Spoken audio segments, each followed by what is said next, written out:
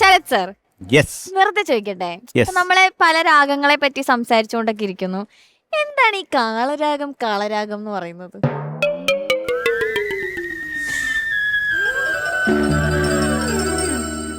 എന്തോന്നേ ഉം. അതൊരു സുഖമില്ലാത്തൊരു ചോദ്യം. ഞാൻ വിചാരിച്ചു നീ 73ാമത്തെ മേളകർത്താരാഗത്തിനെ കുറിച്ച് ചോദിക്കായിരിക്കും. അല്ല, ഒരു സംശയം വന്നു ഇവിടെ. ഇങ്ങനെ എന്തായിരിക്കും ഈ കാളരാഗം എന്നുള്ളത്? അല്ലല്ല, അത് മണ്ടത്തരാണ്. അത് കാര്യം ഒന്നാമത് സൂപ്പർ സ്റ്റാർ എന്നുള്ളത് ഒരു നല്ല റിയാലിറ്റി ഷോ. എനിക്ക് തോന്നുന്നു ആദ്യം തുടങ്ങിയ റിയാലിറ്റി ഷോ സൂപ്പർ സ്റ്റാർ ആണെന്നാണ് എൻ്റെ വിശ്വാസം. അപ്പൊ അവിടെ ഇരുന്നിട്ട് ഇങ്ങനെ നീ നല്ലൊരു ആങ്കറാണ്, നമുക്കൊക്കെ ഇഷ്ടമാണ്. സത്യം പറയാണത്.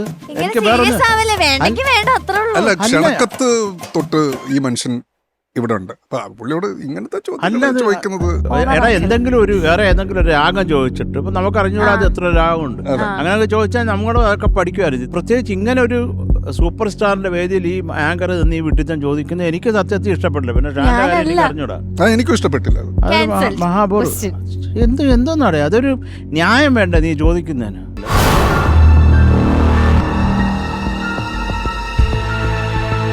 അതങ്ങനെ ചെയ്യരുത് പറയുന്നത്. നീ ഒരു നല്ല ആങ്കറാണ്, ഒരുമാതിരി മഹാബോറാത് സത്യം. നമുക്ക് നെഞ്ചിലൊക്കെ എന്താ പറയുക, എപ്പോഴും ആ ഒരു ബ്ലാക്ക് അങ്ങനെ കിടക്കും. അങ്ങനെ ആയിക്കഴിഞ്ഞാൽ പിന്നെ ഒരിക്കലും പിന്നെ ഞാനൊക്കെ അങ്ങനെ നമ്മൾ വെറുത്താൽ പിന്നെ വെറുത്തതാണ്, പിന്നെ അതിൻ്റെ അപ്പുറത്തോട്ട് പിന്നെ നമ്മൾ കയറ്റി വെറുത്തതല്ല. അതെൻ്റെ ഒരു സ്വഭാവം അതാണ്. എടാ നിൻ്റെ അടുത്ത് സ്നേഹം ഉണ്ടെന്ന് പറഞ്ഞാൽ ആ സ്നേഹം നീ അത് മിസ്യൂസ് ചെയ്യരുത്.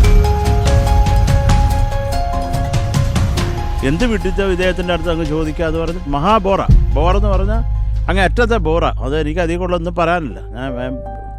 എനിക്ക് ആ ഒരു കാര്യത്തിൽ പോട്ടെ. അല്ലെ ഇനി ഞാനെന്ത് പറയാനാ.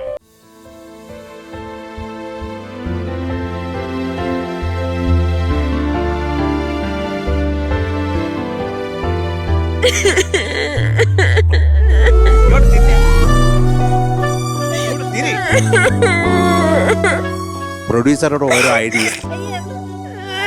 അയ്യോ മക്കളെ കരയല്ലടാ.